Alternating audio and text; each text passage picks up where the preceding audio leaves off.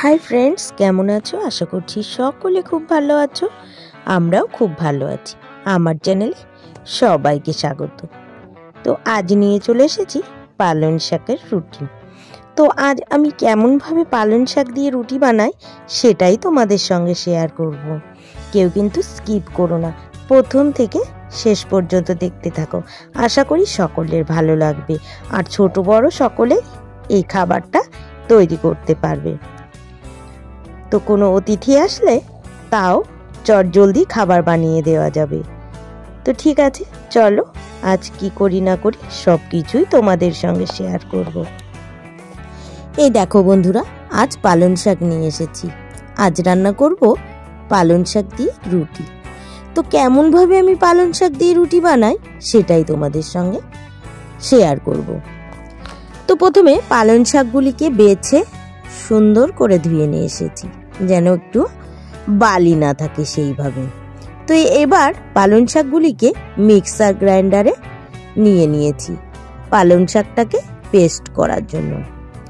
তো পালং শাকটা আমি পেস্ট করে নিয়েছি। এবার এর মধ্যে আমি কি কি দিই সেটাই তোমরা দেখে নাও। তো পালং শাকের মধ্যে আমি প্রথমে একটু জিরের গুঁড়ো দিয়ে দেব।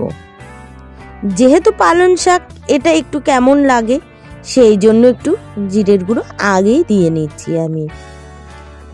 তো জিরের গুঁড়োটা আমার দেওয়া হয়ে গেছে। এবার আমি এর মধ্যে স্বাদ মতো লবণ দিয়ে দেব। তো লবণটা পরেও দিতে পারতাম, কিন্তু সেই লবণটা আমি আগেই দিয়ে দিয়েছি, তাহলে শাকটার মধ্যেও সুন্দর মিশে যাবে। তো দেখো, এবার এই লবণ দেওয়ার পরে আমি পরিমাণ মতো ময়দা দিয়ে দিয়েছি। কেউ যদি মনে করে আটা দিয়ে করবে সে অবশ্যই করতে পারে, তো আমি ময়দা দিয়ে করছি। এবার এর মধ্যে তেল দিয়ে নিলাম। তেলটা দিলে রুটিটা সফট হবে। তো এবার দিয়ে সামান্যর মধ্যে চিনি দিয়ে দিয়েছি। চিনিটা দিলে সুন্দর স্বাদ হবে, লবণটা ব্যালেন্স হবে সুন্দর, সেই জন্য খেতেও কিন্তু খুব সুন্দর লাগবে। এবার সব উপকরণগুলি একসাথে মিশিয়ে নিচ্ছি। তো একসাথে মিশিয়ে নিই, কেমনভাবে কি করি সব কিছুই তোমাদের সাথে শেয়ার করছি। দেখো, এবার মেশানো আমার কিন্তু হয়ে গেছে। আটাটা মিশিয়ে নিয়ে এবার সামান্য পরিমাণে আমি একটু দুধ দিয়ে দেব। এই দুধটা দেওয়ার কারণ কি জানো? এই দুধটা যদি আমি দিই তাহলে আটাটা কিন্তু খুব নরম হবে। তো সেই জন্য আটাটার মধ্যে আমি একটু দুধ দিয়ে দিয়েছি। তো দুধটা দিয়ে আমি এবার আবারও আমি মেখে নিচ্ছি। দুধটা যেন সবটাই সমানভাবে লেগে যায়, সেই জন্য সেইভাবে করেই আমি কিন্তু এটাকে মেখে নিচ্ছি। তো এবার আমি জল দিয়ে আটাটাকে সুন্দর করে মেখে নেব। তো আমার যেহেতু মাখা হয়ে গেছে, এখন আমি অল্প অল্প করে জল দিয়ে আটাটা মেখে নেব। আটাটা কিন্তু রুটির মতো ও অতটা শক্ত করলে হবে না, ওর থেকে অনেকটাই নরম করতে হবে। তো আমি অল্প অল্প করে জল দিয়ে দিয়ে মেখে নিচ্ছি। চলো, তো আমি আস্তে আস্তে মেখে নিই। এই দেখো বন্ধুরা, আমি কিন্তু আটাটাকে সুন্দর করে মেখে নিয়েছি। খুব সুন্দর কিন্তু মাখা হয়ে গেছে।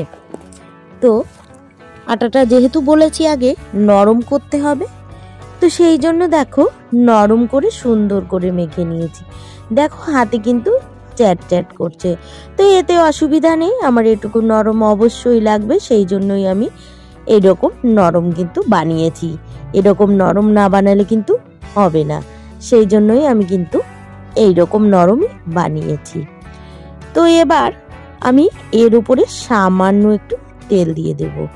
সামান্য তেল দিয়ে যদি আমি মাখি তাহলে কিন্তু এই যে আমার হাতে যে লেগে যাচ্ছে, চ্যাট চ্যাট করছে, সেটা কিন্তু আর করবে না। তো সেই জন্য আমি এটাকে সুন্দর করে তেল দিয়ে চটকে চটকে মেখে নিচ্ছি। তো চলো এটাকে কেমন করে মাখি আর কি মেখে তারপর কি করি সেটা তোমাদের সঙ্গে আবার পরে শেয়ার করছি। চলো।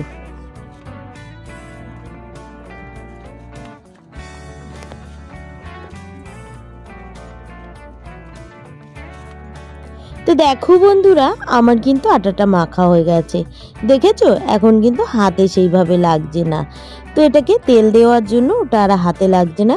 আমি এভাবে কিছুক্ষণের জন্য রেখে দেব ঢাকা দিয়ে। কিছুক্ষণ রেখে দিয়ে দেখো পালং শাকের পাতাগুলি মাঝে মধ্যে কিন্তু এতটা সুন্দর আমার দরকার ততটা সুন্দরই কিন্তু এখন হয়ে যাবে।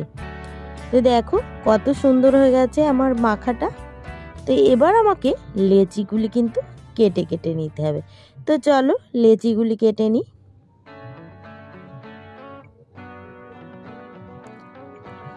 এই দেখো লেচিগুলি আমি কেটে নিয়েছি। আমি কিন্তু ছোট ছোট করে লেচিগুলি কেটে নেব, একদমই ছোট ছোট করে কাটবো, তাহলে আমার বেলতে সুবিধা হবে।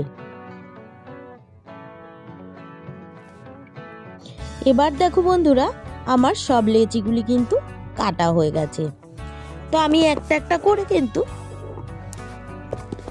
সব লেচিগুলি কেটে নিয়েছি। এবার তোমাদেরকে আমি দেখাবো আমি কিভাবে রুটিটা বেলবো।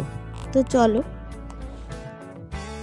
তো বন্ধুরা এবার আমরা বেলে নেব। চলো রুটিটাকে কিরকম ভাবে বেলি সেটাই দেখাই। তো বন্ধুরা এবার আমি রুটিগুলিকে সুন্দর করে বেলে নেব।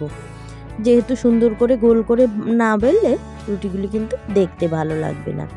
তো সেই জন্য আমি রুটিগুলিকে সুন্দর করে পাতলা পাতলা করে বড় বড় করে বেলে নিচ্ছি, অনেকটা রুমালি রুটির সমান করে। তো বেলে এই দেখো চাটুর উপরে আমি দিয়ে দিয়েছি। দিয়ে এখন কিন্তু রুটিগুলিকে সুন্দর করে ভেজে নিচ্ছি। তো এর সঙ্গে আমি কিন্তু সামান্য একটু করে তেল লাগিয়ে নিচ্ছিলাম। তো সেটা তোমরা দেখতে পেরেছো। তো যাই হোক, এবার আমার রুটিগুলি কিন্তু প্রায় ভাজা ভাজা হয়ে গেছে। এবার আমি কিন্তু নামিয়ে নেব। তো রুটিগুলি জানো তো খুব সুন্দর হয়েছিল, নরম আর খেতে খুব সুস্বাদু হয়েছিল। এভাবে তোমরা খেয়ে দেখতে পারো, কিন্তু খুব ভালো লাগবে।